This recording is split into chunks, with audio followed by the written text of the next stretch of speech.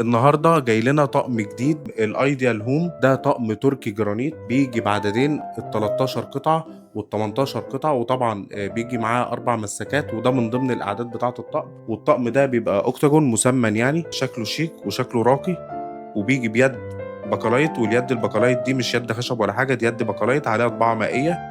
وفي الالوان التانيه بتيجي يعني بنفس لون الطقم جرانيت كده برضو.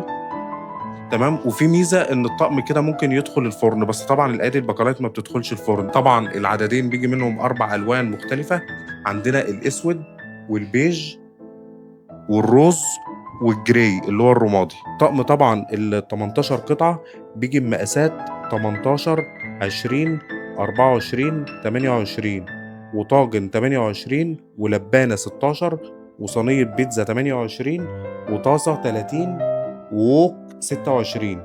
أما بالنسبة للطقم 13 بيجي ب4 حلات أو 4 حلل، يعني 18 20 24 28، وبيجي معاه جريل 28.